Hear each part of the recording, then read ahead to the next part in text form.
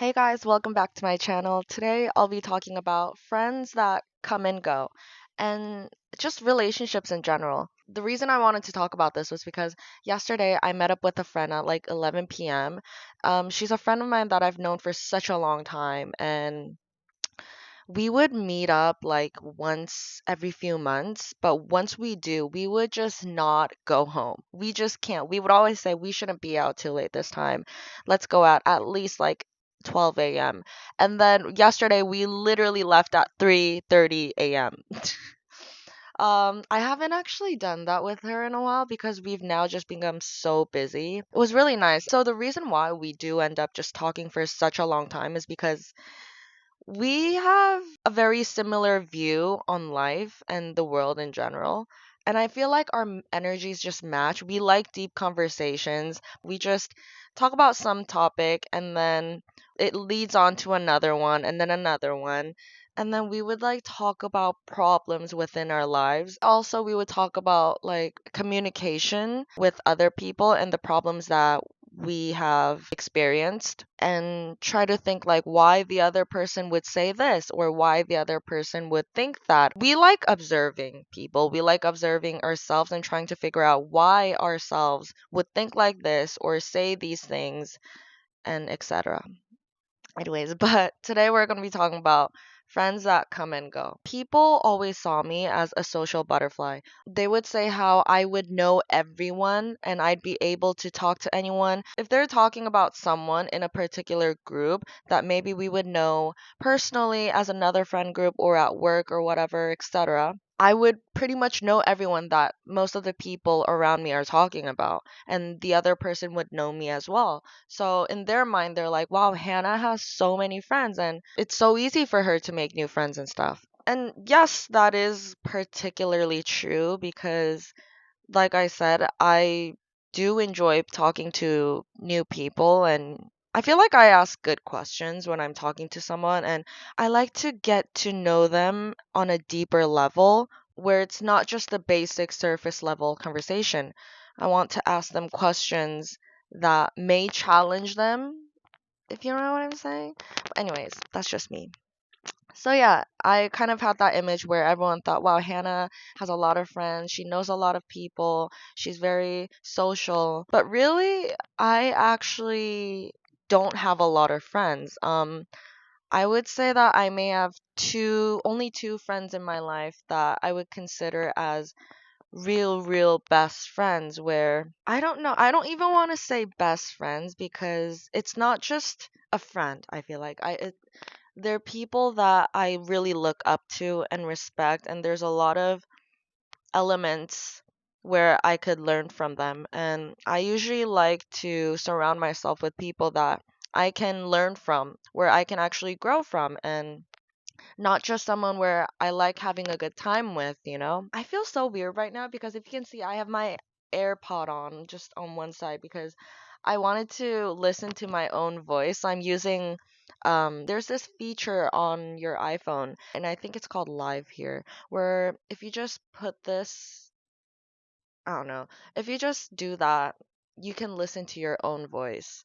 So, and it kind of feels weird because there's a slight delay. I don't think there's a delay. Maybe it's a bit too loud. Maybe I should. Oh yeah, that's better. I kind of lowered the what's it called? The volume. Anyways, so yeah, I feel like I've met quite a few different, just a lot of people in general, and I have more people to meet. I have more social skills to learn. But even though I've met so many new people and I'd be considered as someone who can easily get close to someone and can befriend someone quite easily, why do I still only have two friends? And I feel like that's because it's really hard to actually find someone that matches your energy. Also, for me, I'm the kind of person that enjoys deep conversations. Like I said, if I'm meeting someone, I don't just want to know the surface level basic stuff. I actually want to get to know you, and I want to see if we have like the same values or whatever, or if we don't have the same values, I want to see where you come from, like why you would think otherwise and blah blah blah. And I feel like it's quite hard to always put in that much energy into having a conversation with everyone that you meet.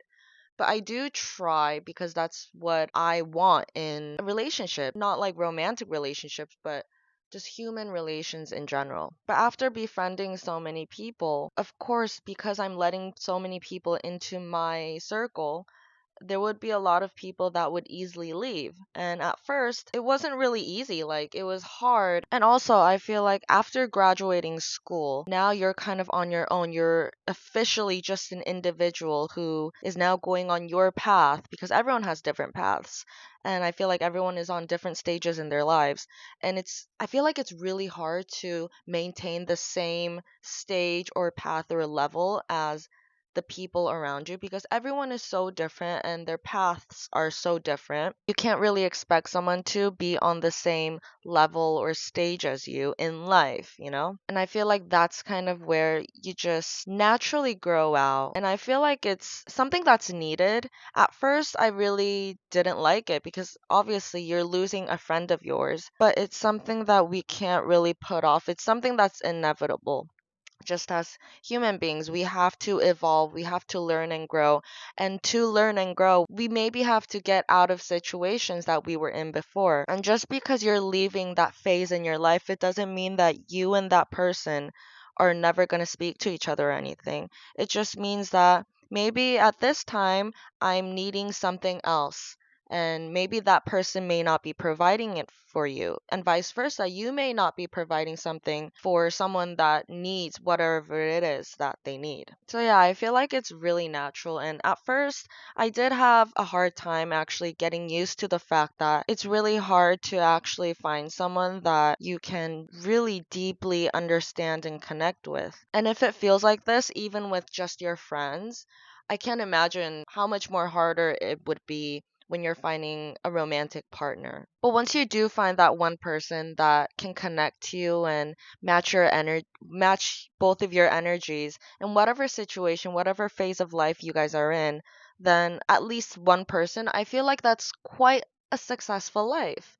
And it's important to be able to maintain that relationship from then on. So I was thinking of how to manage those relationships. I mean, I don't think it's just for friendships. I feel like it's a factor that's needed in every relationship in your life. And it just all comes up to communication. So since I grew up in America, my childhood days, I came back to Korea in junior high, and that's where I needed to make new friends. And I had a really, really, really hard time because in America, I lived in California and it's really hot and the sun is just incredibly hot. So my skin was quite darker and I was very chubby. And when I came back to Korea, everyone else was so pale skinned and so skinny and they were all very petite and cute. I mean, I was still short, but because I was a bit chubbier, I was a bit bigger, I guess. And because I was only speaking Korean at home and I had Korean class at church because I went to like an American Korean church at that time, I wasn't really able to speak Korean as well. So I had a bit of a hard time communicating when I came back, and I got bullied a lot. So there was this one instance, and I feel like this is what started it all. As soon as I entered this school, I befriended someone. So one school night, I texted this girl saying, "Hey, why don't we play tomorrow, like after school?" And this girl said, "Oh no, I have to play with so and so." My little childhood brain decided to say, "Oh, I want to play with you too. Can you play with me too?" And I literally said that. I said, "I want to play with you too. Like, can you play with me too?" It's quite cute, no? But anyways, she took that as like, "Why are you so obsessed with me? Like, I said no. Why do you want me to be your friend so badly?" And it all sounds so dramatic, but I don't know. Like, I don't know where it came from, but I guess it sounded like another kid who was being incredibly needy. It was me just saying, "I want to be your friend. Can you play with me too?" I don't know. She took that the wrong way. And from then on, she was a very popular girl, so she had like a ton of friends. She had this whole girl group at school and she was friends with the other popular boy group. So from that night on, I was the one that was an obsessive, jealous, insecure, needy kid, But add to that, she can't even speak Korean that well. She doesn't look Korean like us. She was chubby, she was ugly. So I had an incredibly bad time. I don't want to say I'm traumatized by it because I'm really not. And they all actually apologized to me around high school, I think. I don't know why they reached out to me all of a sudden, but they apologized. Anyways, but up till like high school, I was quite traumatized by that and I had a really, really, really hard time making friends. So I applied to another school that was much more further away from my house just so I can avoid this big group of kids. I was thinking like this is going to be a new start for me. I've gotten quite used to the Korean culture and the language, I guess. So yeah, it's gonna be fun. And I did make quite a few friends there. I think I only speak to only one girl there who was my best friend at the time. And from then on till high school, I had an incredibly hard time making friends because when I came to Korea, I had so many expectations. I only had good memories of Korea because I came every summer and I just enjoyed the summer break in Korea. So I never really knew the whole educational system or like how severe the bullying is or whatever.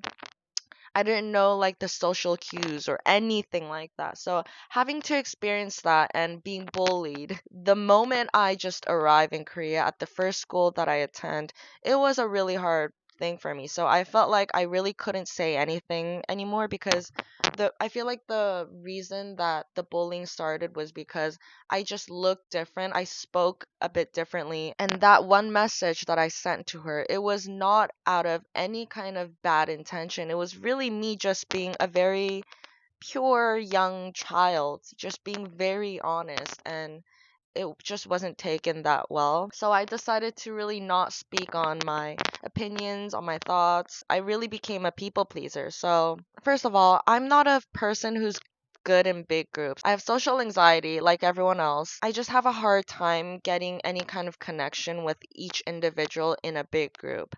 And because there's so many people in one big group, the topics change so many times. Like it's hard for me to keep up as well. And that's just on me. Like I'm not a multitasker, so it's quite hard for me to keep up.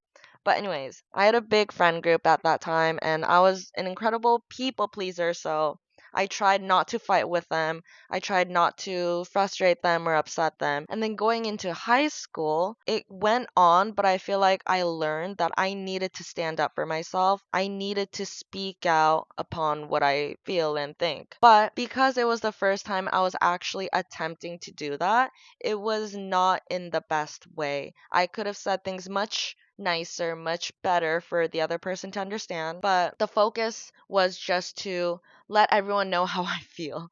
So it was not really taken in a good way. I felt like I was quite a hard person to be around at that time, which I understand because a big chunk of my lifetime I was so happy, I was so social, and then another big chunk of my lifetime I got bullied and I got fucking depressed. So I became a people pleaser and I just would not speak upon how I feel. And then another big chunk of my lifetime after that, I realized I can't be living like this. This is not what a friendship is. I should be able to voice out my opinions. So, yeah, fair to say, it was just all a learning curve, and I'm grateful for that. Because of that, now as an adult, I'm able to communicate and fix things in a relationship and actually maintain worthy relationships. After that, graduating high school, I had another big friend group that I had met at this academy while I was in high school. And at that time, I have intentionally kind of removed myself from that big group because I just knew that I was not the kind of person that was able to feel comfortable in a big girl group. I felt like I was the kind of person who felt more comfortable with like one-on-one friends. I think it's just who I am, and I'm sure there are people out there who think the same as me. My friends now, my two friends are those kinds of friends who would rather enjoy like one-on-one conversations rather than big groups. I mean, those two people and I as well would have our own separate like big groups that we have to be in because of work or school or whatever.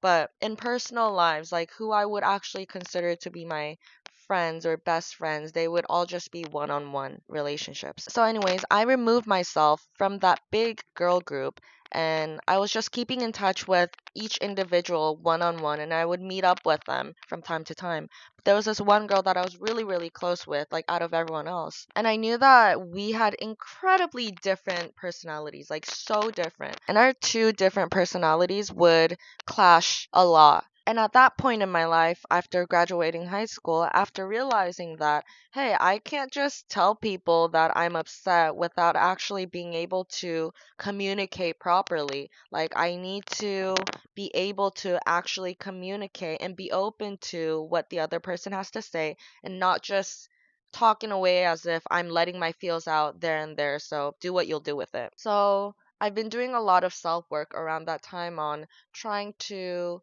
voice out my opinions to other people when needed in a way where they also would feel comfortable to speak on whatever they needed to say. I feel like me and this friend would have these kinds of conversations a lot. Like the big difference on how I communicated with people was in high school. Let's say I was upset with someone. I would say, I don't know why you would be doing this. I don't know why you would act this way. I don't know why you would say this to me. Like, are you in a bad mood? Like, why are you putting this on me? But the way I would communicate with people changed a lot because the focus wasn't on them, it was on me. I would try to say, I feel a bit dismissed when you say these things or when you act this way, or I feel like we misunderstood each other because when I said this, I came from good intentions or I didn't mean it that way and I never want you to feel like that and I'm sorry if it made you feel like that, but your response has also kind of made me confused on why you would say things like it gets very longer, I feel like, than before because you're trying to articulate things in a way where the other person would also be able to understand and not feel like they need to be defensive. So we would have these kinds of conversations, and there was a situation that happened, and we had both felt like this was kind of it. And it was handled in a very mature way. So this person did something that really, really upset me, and it would have upset anyone else. Like, it's something that this person knows that she was in the wrong for. Like, she didn't do it intentionally, but it was just a mistake that she made, which hurt my feelings a lot because of the so many conversations that we've had on how our personalities are very different, and because of that, we clash quite a lot. I just didn't want to say anything about it. I feel like I kind of decided to let it go and not put myself in a situation to feel hurt again. So I just let that be, and it was also kind of my way of letting her realize it on her own. The situation itself was something that anyone would know, like obviously would hurt me. So there's no point of me even talking about that to you because if you were really my friend, then you would realize that it hurt me. And if you don't realize it, then I guess this would be the reason where I can kind of let you go. But eventually she reached out to me like few weeks later saying how she was sorry how she acted, and she sent a very generous long text. And I feel like at that point, like I could have been like, it's okay, it's over, like we can continue being friends, but I just realized how I don't not like her, I don't hate her, I have love for her and I care for her, but us being friends just wasn't something that was vital. And I feel like she knew that as well, but because she is a nice person, she felt the need to say that she was sorry and just let me know, which I appreciated a lot. So I feel like that was my first time actually being able to communicate with someone on a mature level where we can both feel comfortable to voice out whatever we're feeling and find solutions to that. And after doing it so much, it's easier to realize that maybe this isn't good for us. Maybe we should not be friends, which I don't think is a bad thing. It might be bad if you're like actually bickering and arguing, but it wasn't like that for us. We've had multiple conversations and I felt like it was better off us just not being friends, and I feel like she would feel the same way as well. I accepted her apology, of course, but I just didn't feel like I was comfortable enough to continue being friends with her. And this was my first time actually feeling okay with a breakup with a friend. And I was really relieved after that whole situation because it was pretty much my first time actually being able to be open with how I was feeling and letting the other, like, actually having a mature conversation. Because before that, like during junior high, I just wouldn't say anything because I was afraid that I was going to upset someone and like afraid that I was get bullied on it. And then during high school, I felt like I needed to stand up for myself, so I just voiced out how I felt and I didn't filter out everything, which obviously would make people not want to be around you. Like, it's so hard to actually be around someone who's only thinking of themselves and not actually having a vital conversation on how to fix things or where we're going to go on from this point. So, graduating high school, I've been trying to actually communicate. I feel like junior high me and high school me, they were kind of combining themselves. I tried to combine them. Like, I need to stand up for myself. I can't just shut up and try to please others because it's going to explode at one point. And two, I also need to be able to speak nicely and be able to let the other person feel comfortable to speak as well. So, this one person was my first experience on actually being able to talk to and have a mature conversation. But turns out, hey, maybe we weren't the best match. Maybe we're better off without each other in a very healthy way, like in a way where we're quite different and we can both accept that. I actually want to reach out to that friend, but so many years have passed, so maybe, hopefully, one day. Maybe I will, I don't know. I'm not sure. So I feel like communication is literally key, like I said in the other video, and honesty and communication. Like, you have to let the other person know what it is that you're upset with, or even if you're happy for them, you're just happy being with them. I feel like being expressive towards someone that you really want to keep in your life is incredibly important. Like, the reason why people say call your family members and tell them that you love them, like saying I love you is really not that hard, but we don't really hear it that often. Maybe that's the thing. And we probably might not know how much the other person is actually very grateful to have us in their life and vice versa. So yeah, always being able to express how you feel about the other person in a very healthy and nice way is something very important in maintaining a relationship, I think. But before maintaining any relationship, friends come and go, and it may be because you're in a different phase in your life or your personalities just don't match, or maybe because you're not communicating enough. I do feel like it's quite hard to communicate when you're younger. Even for me, I kind of realized how to communicate as I grew older after the experiences that I had when I was young. Even when you do communicate, you may realize that, hey, we may not be the best match, which is also fine. So even if you do communicate, I feel like it's just really hard to find someone that you really do connect with. I feel like it's rare and it's something not easily given. It's something that you have to earn as well. Like, you have to be a good person to be able to have a good friend beside you. And I feel like with social media these days, because we're all kind of interconnected with each other online, we just don't really put in the effort to actually creating a foundation of friendship. And maybe that's why, like, the videos with the titles of I'm 20 something and I don't have any friends, I feel like that was a trend around COVID because everyone in the world felt like we didn't have friends, but the people that we see online or on our socials, they seem like they're having a great life with so many friends. But social media is where you just post things that you want other people to see, like only the good parts. Sorry, I almost burped. Only I think is that burping? If even if I didn't make a sound, I don't know. But yeah, social media is just a place where you upload photos and videos because you're doing great things and seeing great stuff and hanging around with cool people, a lot of people.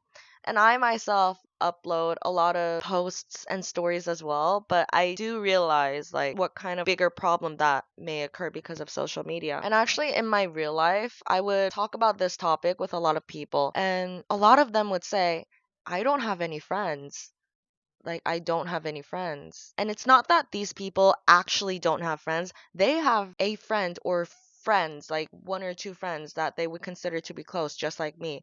But because of the people that they see online or just the kind of content that they're fed on Instagram or YouTube or whatever, it feels like they don't have friends at all. But no, that's actually not the case. In reality, a lot of people do feel lonely. They feel like they don't have much friends compared to their other friends. I myself used to feel like that, but after realizing that just even having that one friend that you can connect with and you can always talk to, I feel like that's such a blessing. It's a real blessing. It's quite hard to actually be able to find someone that you can connect to like on an actual deeper level. And I'm very, very grateful for that. The fact that I do have two friends. So yeah, I do get lonely as well. A lot of people around me are quite lonely as well, but once you realize that everyone else does feel like this and you can't compare yourself to people online, you'll feel less lonely. And I just wanted to talk about that. So it's not an easy thing to find someone that may feel like is the perfect match for you. And even then, they're not the perfect match. Nobody's gonna be a perfect match for you. If there were two of me, I'll have a hard time maintaining a relationship with myself, trying to make me happy. And communication is really the key point on maintaining and solving a relationship. And having just one or two of those kinds of friends in your life is, I'd say, successful. And even if you don't, even if you feel like you don't have that kind of friend, I sometimes would feel like that. Even though I'm saying I have these two friends, I would sometimes think, I don't think I have any friends. I don't have any friends that I can call up right now. But you need to think to yourself, like, were you doing the things to maintain a friendship? Like, I don't think someone that comes up to your house just as soon as you call them, whenever you need them, is the definition of a friend. It could be a factor of a friend, but it's not the whole thing. It's not the only thing. I feel like in a friendship, and a real friendship is what you guys have to provide for each other. Like, you can't just think that the other person will always be there for you. Are you always there for them? Are you checking up on them? And when you're stuck in a place where you're constantly thinking, I don't have any friends, I don't have any friends, don't stop thinking about that. Think of whether you put in the action of actually maintaining a friendship, whether it's bringing up a mature conversation, an open conversation when you feel frustrated, or checking up on your friend when they feel like they need someone to hear them out, and etc. There's just so much. My voice is needing H2O. I'm so sorry for the camera quality here. I don't think it's that well. Thank you so much for watching today's video, and I hope I can see you in the next one. Bye!